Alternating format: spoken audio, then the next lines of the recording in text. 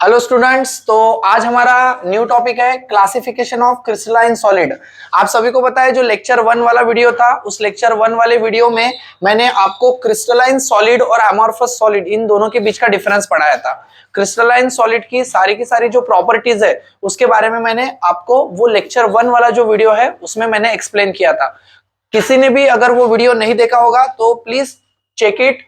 ठीक है, आज हम पढ़ेंगे क्रिस्टलाइन सॉलिड का क्लासिफिकेशन। अब जो क्रिस्टलाइन सॉलिड है ना, क्रिस्टलाइन सॉलिड को टोटल 4 कैटेगरी में क्लासिफाइड किया गया है। 4 कैटेगरी में क्रिस्टलाइन सॉलिड को 4 कैटेगरी में क्लासिफाइड किया गया है। सबसे पहला है आयोनिक सॉलिड, दूसरा है covalent network solid, covalent network solid, तीसरा है मॉलिक्यूलर सॉलिड, और fourth one is metallic solid. ऐसे 4 कैटेगरी में क्रिस्टलाइन सॉलिड को क्या किया गया है, क्लासिफाइड किया गया है। तो सबसे पहला जो हमारा सॉलिड है दैट इज आयोनिक सॉलिड। सबसे पहले हम पढ़ेंगे किसके बारे में, आयोनिक सॉलिड के बारे में। आयोनिक सॉलिड, अब मैंने आप सभी को बताया था कि जो सॉलिड होता है वो पार्टिकल से बनता है और उन पार्टिकल्स को हम कहते हैं कंस्टिट्यूएंट पार्टिकल्स।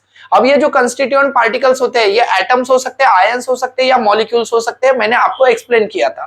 ठीक है, तो सबसे पहला वाला जो है ना हमारा जो क्लासिफिकेशन है क्रिस्टलाइन सॉलिड का, उसका पहला जो टाइप है वो है हमारा आयोनिक सॉलिड। अब आयोनिक सॉलिड क्या होता है, आयोनिक सॉलिड में जो कंस्टिट्यूएंट्स पार्टिकल होते हैं, आयोनिक सॉलिड में जो कंस्टिट्यूएंट पार्टिकल्स होते हैं, कंस्टिट्यूएंट पार्टिकल्स वो चार्ज्ड आयन होते हैं, चार्ज्ड आयन। अब चार्ज आयन दो ही प्रकार के होते हैं, आप सभी को पता है, कटायन एंड अनायन। मतलब जो आयोनिक सॉलिड्स है, आयोनिक सॉलिड्स जो बने होते हैं वो किससे बने होते हैं, चार्ज आयन से बने होते हैं। मैं यहां पर एक फिगर ड्रॉ कर रहा हूं, देखिए इस तरीके से फिगर में आपको यहां पर दिखाई दे रहा होगा।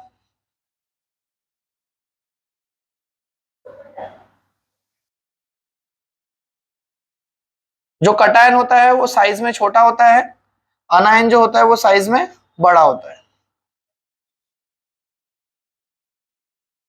यहां पर अगर आप देख रहे हैं तो मैं कटायन अनायन, कटायन अनायन, कटायन अनायन को इस तरीके से ड्रॉ कर रहा हूं, बराबर है। एग्जाम्पल अगर हम लेते हैं तो सादा सा एग्जाम्पल हम NaCl का लेते हैं। यहां पर देखिए this is Na plus Cl minus, Na plus Cl minus, Na plus Cl minus, Na plus Cl minus, Na plus Cl minus. इस तरीके से अगर आप इसका अगर स्ट्रक्चर बनाओगे मतलब आयोनिक क्रिस्टल का, तो आपको इस तरीके से दिखाई देगा।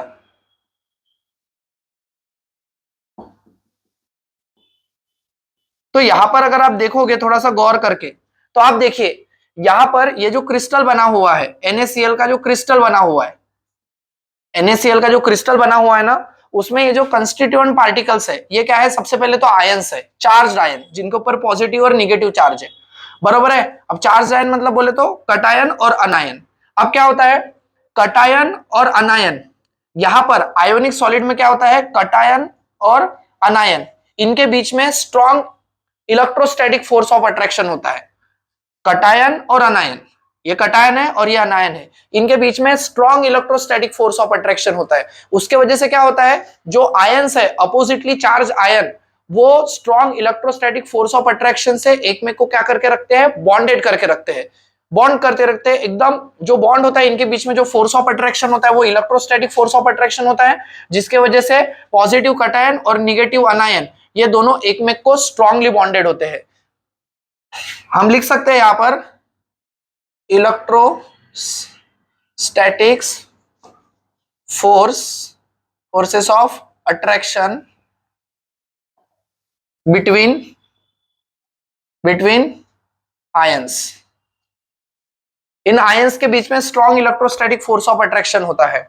अब क्या होता है, strong electrostatic force of attraction होने के वजह से जो आयोनिक क्रिस्टल्स है, आयोनिक क्रिस्टल्स या आयोनिक सॉलिड्स जो होते हैं वो हार्ड होते हैं एंड ब्रिटल होते हैं, हार्ड और ब्रिटल नेचर के होते हैं।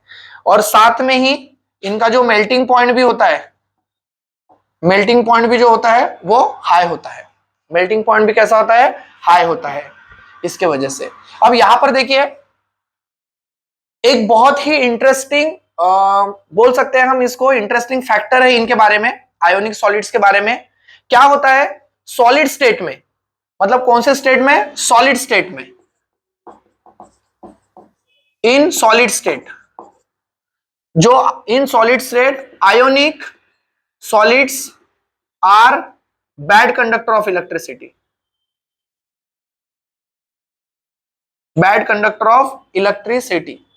मतलब क्या है, क्या बोला मैंने, बहुत ही इंटरेस्टिंग फैक्ट है ये, कि सॉलिड स्टेट में मतलब जो आयोनिक क्रिस्टल रहेंगे वो सॉलिड स्टेट में बैड कंडक्टर ऑफ इलेक्ट्रिसिटी होंगे, इलेक्ट्रिसिटी को कंडक्ट नहीं करेंगे, इलेक्ट्रिसिटी को कंडक्ट नहीं करेंगे। But in molten state, but in molten और in aqueous solution they are good conductor of electricity.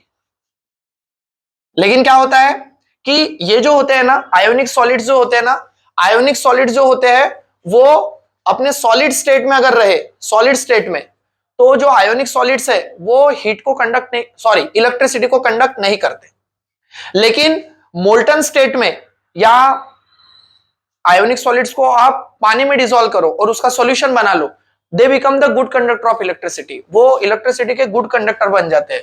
ये वैसा ही एग्जांपल हो गया, अगर आपने इलेक्ट्रोलिसिस सुना होगा, 10वीं में वगैरह पढ़ा होगा आपने इलेक्ट्रोलिसिस, तो एक हमारे पास में कंटेनर होता है, उसके अंदर हम पानी डालते हैं, उसके अंदर हम थोड़ा सा Na+ और Cl मतलब NaCl मतलब नमक डालते हैं उसके अंदर। अब नमक जैसे ही पानी के अंदर जाता है, मतलब NaCl जैसे ही पानी के अंदर जाता है, तो वो Na+ और Cl- में डिसोसिएट हो जाता है। अब यहाँ पर हम 2 कार्बन की इलेक्ट्रोड लगाते हैं, ये भी आपको पता होगा, 2 कार्बन की इलेक्ट्रोड एक्सटर्नली वायर से इन कार्बन इलेक्ट्रोड को किससे जोड़ते हैं, हम यहाँ पर लगा देते हैं, बल्ब लगा देते हैं और यहाँ पर एक स्विच लगा देते हैं। जैसे ही हमने स्विच को ऑन किया, ठीक है, तो ये लाइट क्या होने लगता है, ग्लो होने लगता है, ये लाइट ग्लो होने लगता है, क्योंकि यहाँ पर जो NaCl है मतलब आयोनिक सॉलिड, वो कौन से स्टेट में, एक्वियस स्टेट में है, तो यहाँ पर लाइट ग्लो होने लगता है। यहाँ पर हम और एक देख सकते हैं, लाइट ग्लो होने लगता है, यहाँ पर हमको बैटरी भी लगानी पड़ती है, यहाँ पर हम बैटरी लगा देंगे छोटी सी। एक एग्जांपल के तौर पर यहाँ पर देखिए positive negative, positive terminal battery का जिस इलेक्ट्रोड को अटैच है उसको हम बोलते हैं एनोड, और बैटरी का जो निगेटिव टर्मिनल जिसको अटैच है उसको हम कहते हैं कैथोड, बरोबर है। तो जैसे ही हम NaCl का, नमक का पानी इसके अंदर डालते हैं कंटेनर के अंदर, तो ये लाइट ग्लो होने लगता है। लेकिन वही अगर आप देखोगे, अगर NaCl को, नमक को मतलब आयोनिक सॉलिड्स को अगर हमने यहाँ पर सॉलिड स्टेट में डाला, मतलब खुला वाला नमक डाला हमने, तो ये लाइट ग्लो नहीं होगा, क्योंकि जो आयोनिक सॉलिड्स होते हैं वो बैड कंडक्टर होते हैं इलेक्ट्रिसिटी के सॉलिड स्टेट में। लेकिन जैसे ही वो मोल्टन स्टेट में आते हैं या एक्वियस स्टेट में, मतलब अगर उसको आप पानी में डिसॉल्व कर देते हो आयोनिक सॉलिड्स को, they become good conductor of electricity. तो नेक्स्ट क्रिस्टलाइन सॉलिड का सेकंड वाला जो टाइप है कोवैलेंट नेटवर्क क्रिस्टल है। अब कोवैलेंट नेटवर्क क्रिस्टल क्या होता है, कोवैलेंट नेटवर्क क्रिस्टल्स बोलो या सॉलिड्स बोलो, ठीक है, यहाँ पर जो होते हैं द कंस्टिट्यूएंट पार्टिकल्स, जैसे मैंने पिछले इसमें बताया था कि जो आयोनिक सॉलिड्स है, आयोनिक सॉलिड्स में जो कंस्टिट्यूएंट पार्टिकल्स रहते हैं वो चार्ज आयन रहते हैं, अपोजिटली चार्ज आयन रहते हैं। तो कोवैलेंट नेटवर्क क्रिस्टल में क्या होता है, जो कंस्टिट्यूएंट पार्टिकल्स होते हैं, the constituent particles are atoms, क्या होते हैं, एटम्स होते हैं। जो कंस्टिट्यूएंट पार्टिकल्स क्या होते हैं, एटम्स होते हैं, एटम्स, बरोबर है। तो यहाँ पर क्या होता है, जो एटम्स है, जैसे एक मानकर चलो एटम्स इस तरीके से,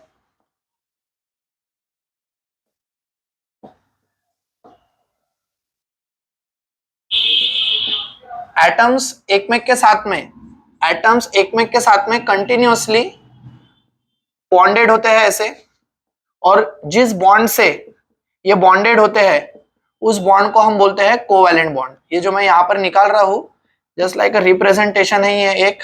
तो यहाँ पर देखिए ये जो होते हैं कोवैलेंट बॉन्ड्स होते हैं, कोवैलेंट बॉन्ड्स होते हैं, बरोबर है। मतलब यहाँ पर क्या होता है, कोवैलेंट नेटवर्क क्रिस्टल में एटम्स दूसरे एटम के साथ में कोवैलेंट बॉन्ड से क्या होता है, लिंक्ड होता है, और कंटिन्यूअसली एटम लिंक्ड होते होते होते हुए एक ऐसा जायंट मॉलिक्यूल बनाते हैं, बड़ा मॉलिक्यूल बनाते हैं। लेकिन जो पूरा जो मॉलिक्यूल होता है ना वो एक सिंगल ही होता है, लेकिन एटम एक में एक से कोवैलेंट बॉन्ड से लिंक होकर एक कंटिन्यूअसली नेटवर्क बनाते जाते हैं और वहां पर कोवैलेंट बॉन्ड से एक जायंट मॉलिक्यूल बनता है। अब देखिए ध्यान दीजिए, एटम्स और एटम्स के बीच में कोवैलेंट बॉन्ड्स होते हैं। एटम्स एटम्स के बीच में क्या होते हैं? कोवैलेंट बॉन्ड्स होते हैं, जिसके वजह से ये जो सॉलिड्स होते हैं ना ये बहुत हार्ड होते हैं, हार्डेस्ट सॉलिड। ये जो सॉलिड्स होते हैं ना हार्ड होते हैं, बहुत हार्डेस्ट सॉलिड, बहुत हार्ड होते हैं। कोवैलेंट नेटवर्क क्रिस्टल जो होते हैं ना हार्डेस्ट सॉलिड में से मतलब हम बोलेंगे कि बहुत इनकॉम्प्रेसिबल होते हैं और हार्डेस्ट सॉलिड होते हैं। ये ज्यादा हार्ड होते हैं क्योंकि एक एटम दूसरे एटम के साथ में कोवैलेंट बॉन्ड से लिंक्ड होता है और बहुत सारे एटम कोवैलेंट से बॉन्ड लिंक्ड होकर एक ऐसा कंटिन्यूअसली नेटवर्क बनाते जाते हैं। एटम एटम्स का ऐसे कोवैलेंट बॉन्ड से कनेक्ट होकर ऐसा नेटवर्क बनाते जाते हैं जिसकी वजह से जायंट स्ट्रक्चर बनता है, एक बड़ा मॉलिक्यूल बनता है। और एटम्स के बीच में कोवैलेंट बॉन्ड होने की वजह से ये जो सॉलिड होते हैं ना बहुत हार्ड होते हैं और इनका मेल्टिंग पॉइंट भी जो होता है वो हाई होता है, हाई मेल्टिंग पॉइंट होता है इनका, क्योंकि इतने हार्ड होने की वजह से इनको पिघलाने के लिए भी बहुत ज्यादा हमको हीट प्रोवाइड करना पड़ता है। आप सभी को एक सादा सा एग्जांपल पता होगा, इसका एक आध एग्जांपल अगर मैं दूंगा तो डायमंड, डायमंड इसका एक बेस्ट एग्जांपल है। कोवैलेंट नेटवर्क क्रिस्टल का डायमंड एक बेस्ट एग्जांपल है। अब आप सभी को पता होगा डायमंड किससे बना होता है? कार्बन से बना होता है। डायमंड किससे बना होता है? कार्बन से बना होता है। अब कार्बन कार्बन के बीच में कोवैलेंट बॉन्ड्स होते हैं और एक ऐसा नेटवर्क लाइक स्ट्रक्चर फॉर्म करता है, कार्बन कार्बन एटम्स, और डायमंड बनता है। अब डायमंड अगर आपको पता है तो डायमंड बहुत हार्डेस्ट होता है, एकदम हार्डेस्ट होता है और डायमंड को एज अ ग्लास कटिंग के लिए भी वगैरह यूज करते हैं। और डायमंड का मेल्टिंग पॉइंट भी बहुत हाई होता है। अब क्या होता है, इलेक्ट्रॉन्स जो होते हैं वो एक एटम और दूसरे एटम्स के जो इलेक्ट्रॉन होते हैं वो कोवैलेंट बॉन्ड बनाने के चक्कर में एक में के साथ में अटैच होते हैं। मतलब कोवैलेंट बॉन्ड से सारे के सारे जो इलेक्ट्रॉन है वो लोकलाइज हो जाते हैं, जिसके वजह से इलेक्ट्रॉन फ्री ही नहीं रहते, इलेक्ट्रॉन अवेलेबल ही नहीं रहते हैं। इसलिए ये जो होते हैं poor conductor of heat and electricity, poor conductor होते हैं हीट इलेक्ट्रिसिटी के, इलेक्ट्रिसिटी के पुअर कंडक्टर होते हैं, मतलब इनसे इलेक्ट्रिसिटी कंडक्ट नहीं होती है, इलेक्ट्रिसिटी कंडक्ट नहीं होती है। ठीक है, तो ये वाला जो सेकंड टाइप है ये है हमारा कोवैलेंट नेटवर्क। थर्ड टाइप है क्रिस्टलाइन सॉलिड का मॉलिक्यूलर सॉलिड। क्रिस्टलाइन सॉलिड का जो थर्ड टाइप है वो मॉलिक्यूलर सॉलिड। अब यहाँ पर देखिए मॉलिक्यूलर सॉलिड्स मतलब यहाँ पर जैसे मैंने पहले इसमें बताया था कि जो आयोनिक सॉलिड्स होते हैं उनमें कंस्टिट्यूएंट पार्टिकल्स चार्ज्ड आयन होते हैं, जो कोवैलेंट नेटवर्क क्रिस्टल्स होते हैं या सॉलिड्स होते हैं उनमें जो कंस्टिट्यूएंट पार्टिकल्स है वो क्या होते हैं? एटम्स होते हैं। तो मॉलिक्यूलर सॉलिड्स में जो कंस्टिट्यूएंट पार्टिकल्स होंगे वो मॉलिक्यूल्स होंगे। The constituents particles are molecules. जो कंस्टिट्यूएंट पार्टिकल्स होते हैं वो मॉलिक्यूल्स होते हैं। मॉलिक्यूल्स जैसे अभी मॉलिक्यूल्स कैसे होंगे, जैसे एग्जांपल के तौर पर अगर आप देखोगे तो H2 गैस CH4 हो गया, ठीक है, Cl2 हो गया। मतलब इस तरीके के जो आप सबको पता है H2 गैस होती है, CH4 भी गैस होती है, Cl2 भी गैस होती है, HCl, ये मतलब ये सारे सब्सटेंसेस जो होते हैं अगर इनको आप सॉलिडिफाई करो, मतलब H2 गैस हो गई, CH4 गैस हो गई, Cl2 हो गई, HCl हो गया, इन सभी को अगर आप सॉलिडिफिकेशन करोगे, इनका सॉलिडिफिकेशन तो आपको मॉलिक्यूलर सॉलिड्स मिलते हैं। मॉलिक्यूलर सॉलिड्स जो होते हैं उनको फर्दर तीन कैटेगरी में क्लासिफाइड किया गया है। मॉलिक्यूलर सॉलिड को फर्दर तीन कैटेगरी में क्लासिफाइड किया गया है। पहले है polar molecular solid, polar molecular solid, दूसरे है नॉन पोलार मॉलिक्यूलर सॉलिड, और तीसरे है hydrogen bonded molecular solid. Hydrogen bonded molecular solid बहुत सिंपल है। देखिए पोलार मॉलिक्यूलर सॉलिड मतलब क्या होता है? ऐसे मॉलिक्यूल जो पोलार नेचर के हैं, ऐसे मॉलिक्यूल जैसे एग्जांपल के तौर पर HCl, ऐसे मॉलिक्यूल जो पोलार नेचर के उनको पोलार मॉलिक्यूलर सॉलिड कहते हैं। अब HCl का एग्जांपल ले लो, जैसे अगर मैं यहाँ पर एक बनाता हूँ स्ट्रक्चर, तो अगर आप देखोगे तो HCl जो है वो H+ और Cl- में पोलराइज हो जाता है, मतलब पोल्स बनते हैं, पॉजिटिव पोल और निगेटिव पोल। अब मैं अगर HCl का एग्जांपल लूंगा यहाँ पर और मैं एक्सप्लेन करने की कोशिश करूंगा तो मैं कुछ इस तरीके से मैं मॉलिक्यूल बना रहा हूँ। देखिए ध्यान दीजिए सभी लोग, इस तरीके के मैं मॉलिक्यूल्स बना रहा हूँ। यहाँ पर देखिए H+, Cl-, H+, Cl-, Cl-, इस तरीके से अब यहां पर देखिए जो मॉलिक्यूल्स है ना, HCl का जो मॉलिक्यूल है वो पोलराइज हो रहा है H प्लस और Cl माइनस में, मतलब पॉजिटिव पोल और निगेटिव पोल बना रहा है, बरोबर है। तो यहां पर क्या होता है कि ये जो Cl माइनस है ये निगेटिव और ये H प्लस दोनों एक में को अट्रैक्ट करते हैं और इनके बीच में इस तरीके से फोर्स होता है, इस तरीके से अट्रैक्ट करते हैं। मतलब पोलार मॉलिक्यूलर सॉलिड्स में क्या होता है, जो मॉलिक्यूल्स होते हैं वो पोलार नेचर के होते हैं। पोलार नेचर बोले तो मतलब ऐसे मॉलिक्यूल्स जो पोल्स बनाते हैं, पॉजिटिव पोल और निगेटिव पोल। और यहां पर देखोगे तो ये पोलार मॉलिक्यूलर सॉलिड है, एग्जांपल है उसका HCl। Non polar molecular solid, अब नॉन पोलार मॉलिक्यूलर सॉलिड बोले तो जैसे एग्जांपल ले लो CH4। CH4 जो मीथेन गैस है ये पोलराइज नहीं होती। अब मीथेन का अगर स्ट्रक्चर बनाओगे तो कुछ इस तरीके से बनेगा,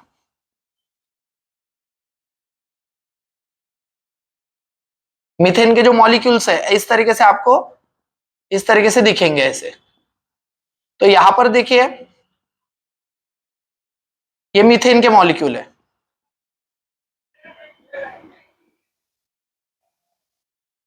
ये मीथेन के मॉलिक्यूल है। यहां पर कोई पोल्स फॉर्म नहीं हो रहे, मीथेन एज अ एक सिंगल एलिमेंट, सिंगल एक कंपाउंड है यहां पर CH4। अब यहां पर क्या होता है, वीक मतलब एक मॉलिक्यूल दूसरे मॉलिक्यूल को वीक डिस्पर्शन या लंडन फोर्सेस से अट्रैक्ट करके रखता है एक में को मॉलिक्यूल्स, मतलब मॉलिक्यूल्स और मॉलिक्यूल्स के बीच में वीक डिस्पर्शन या तो लंडन फोर्सेस इन मॉलिक्यूल्स और मॉलिक्यूल्स के बीच में होते हैं, बराबर है। हाइड्रोजन बॉन्डेड मॉलिक्यूलर सॉलिड में क्या होता है, जैसे एग्जांपल अगर वाटर ले लो, वाटर H2O, वाटर अगर मैं बनाता हूं यहां पर तो जस्ट लाइक दैट HOH, आप ऐसा लिख सकते हो HOH HOH। तो वो आपको पता होगा वाटर भी पोलराइज हो जाता है इस तरीके से, पॉजिटिव इस पर निगेटिव आता है, पॉजिटिव निगेटिव पॉजिटिव, इस तरीके से पोलराइज हो जाता है। तो यहाँ पर देखिए पहले वाटर मॉलिक्यूल का ऑक्सीजन दूसरे वाटर मॉलिक्यूल का हाइड्रोजन के साथ में इस तरीके से बॉन्डेड हो सकता है, यहाँ पर होता है। तो ये जो एक्स्ट्रा बॉन्ड्स जो हो रहे हैं ना, ये एक्स्ट्रा बॉन्ड को कहते हैं हाइड्रोजन बॉन्ड्स। इन एक्स्ट्रा बॉन्ड्स को कहते हैं हाइड्रोजन बॉन्ड्स, मतलब एक मॉलिक्यूल दूसरे मॉलिक्यूल को हाइड्रोजन बॉन्ड से पकड़ कर है, इनलिए इसको कहते हैं हाइड्रोजन बॉन्डेड मॉलिक्यूलर सॉलिड। अब मॉलिक्यूलर सॉलिड्स में क्या होता है, जो मॉलिक्यूल्स होते हैं वो एक में को बहुत वीक फोर्सेस से पकड़कर होते हैं, मतलब मॉलिक्यूल्स और मॉलिक्यूल्स के बीच का जो फोर्स ऑफ अट्रैक्शन होता है बहुत वीक नेचर का होता है, जिसके वजह से ये जो मॉलिक्यूलर सॉलिड है ये सॉफ्ट नेचर के होते हैं, मतलब सॉफ्ट होते हैं। और इनका जो मेल्टिंग पॉइंट और बॉइलिंग पॉइंट होता है वो भी क्या होता है, लो होता है। और ये जो होते हैं ये poor conductor of heat and poor conductor of electricity होती है, but they behave as a good insulator, लेकिन ये इंसुलेटर के लिए अच्छे से बिहेव करते हैं। इस तरीके से ये वाला मॉलिक्यूलर सॉलिड यहाँ पर अपन ने देखा। नेक्स्ट है हमारा मेटालिक सॉलिड। अब मेटालिक सॉलिड में यहाँ पर देखिए जो कंस्टिट्यूएंट पार्टिकल होते हैं, the constituents particles particles are metal ions. जो मेटल के जो आयंस होते हैं वो हमारे कंस्टिट्यूएंट पार्टिकल होते हैं। जैसे आयोनिक सॉलिड में अपोजिटली चार्ज पॉजिटिव कटायन और निगेटिव अनायन होता है। कोवैलेंट नेटवर्क क्रिस्टल में atoms as a constituent particle होते हैं। मॉलिक्यूलर सॉलिड में जो कंस्टिट्यूएंट पार्टिकल्स होते हैं वो मॉलिक्यूल्स होते हैं। उसी तरीके से मेटालिक सॉलिड में जो कंस्टिट्यूएंट पार्टिकल्स होते हैं वो मेटल आयंस होते हैं। एग्जाम्पल अगर मैं यहां पर लेता हूं, सोडियम का एग्जाम्पल लेता हूं, मैं सोडियम का एग्जाम्पल लेता हूं, तो आप सभी को पता है सोडियम का एटॉमिक नंबर 11 है। इलेक्ट्रॉनिक कॉन्फ़िगरेशन लिखेंगे 281, इस तरीके से 281 लिखेंगे इलेक्ट्रॉनिक कॉन्फ़िगरेशन। अब सोडियम के बाहर वाले शेल में एक इलेक्ट्रॉन है, सोडियम के बाहर वाले शेल में एक इलेक्ट्रॉन है, that is called as the valence electron. ये इलेक्ट्रॉन सोडियम क्या कर देता है, डोनेट कर सकता है। तो इस तरीके से अगर मैं सोडियम का बनाता हूं तो सोडियम Na, सोडियम जैसे ही अपना एक इलेक्ट्रॉन डोनेट करता है तो वो Na प्लस और एक इलेक्ट्रॉन हो जाता है। तो सोडियम क्या करेगा, अपना जो वैलेंस इलेक्ट्रॉन है, सोडियम अपने एक वैलेंस इलेक्ट्रॉन को डोनेट करके इस तरीके से मेटल जो क्रिस्टल है उसके अंदर ही डोनेट करेगा Na प्लस इलेक्ट्रॉन। हर सोडियम अपना एक एक वैलेंस इलेक्ट्रॉन बाहर रख रहा है।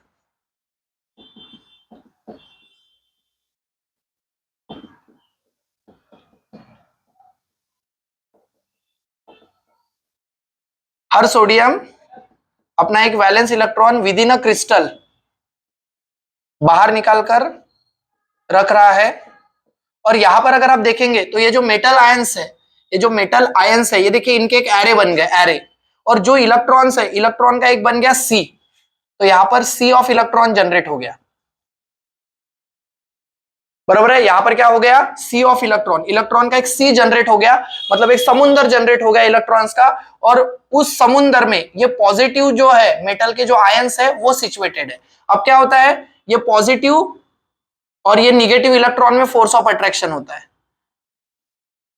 पॉजिटिव मेटल आयन और ये इस निगेटिव इलेक्ट्रॉन मतलब सी ऑफ इलेक्ट्रॉन जो पूरा निगेटिवली चार्ज होता है, वो क्या करता है, ये जो मेटल आयंस है जो पॉजिटिवली चार्ज होते हैं उनको पकड़ कर रखता है ऐसा स्ट्रॉन्ग फोर्स ऑफ अट्रैक्शन से, और इसी को हम कहते हैं मेटेलिक बॉन्ड, और इसी को हम कहते हैं मेटेलिक बॉन्ड। ठीक है, तो यहां पर जो कंस्टिट्यूएंट पार्टिकल्स होते हैं वो होते हैं मेटल्स के आयन, और वो जो मेटल के आयंस है अपने valence electron with in a crystal वो फैला देते हैं, विद इन अ क्रिस्टल वो डिस्ट्रीब्यूट कर देते हैं, और एक सी ऑफ इलेक्ट्रॉन क्रिएट हो जाता है, एक समुंदर क्रिएट हो जाता है इलेक्ट्रॉन का, और इलेक्ट्रॉन के समुंदर में ये जो मेटल के जो आयंस है वो सिचुएटेड होते हैं, और जो सी ऑफ इलेक्ट्रॉन है जो पूरा निगेटिवली चार्ज होता है इन मेटल आयंस को स्ट्रॉन्ग फोर्स ऑफ अट्रैक्शन से पकड़ कर रखता है, और उस फोर्स ऑफ अट्रैक्शन को अपन कहते हैं मेटेलिक बॉन्ड कहते हैं। अब यहां पर देखो इलेक्ट्रॉन्स की क्वांटिटी बहुत ज्यादा होने की वजह से they are good conductor of heat and electricity. Electricity के तो गुड कंडक्टर होते हैं, क्योंकि इलेक्ट्रिसिटी को फ्लो होने के लिए इलेक्ट्रॉन की जरूरत होती है। तो यहां पर तो देखिए मेटालिक सॉलिड्स में इलेक्ट्रॉन्स जो होते हैं वो भर भर के होते हैं, तो they are good conductor of electricity and heat also. अब जो होते हैं मेटल्स जो होते हैं, मतलब सारे जो मेटल्स है ना वो मेटालिक सॉलिड में हम बोल सकते हैं कि आएंगे करके।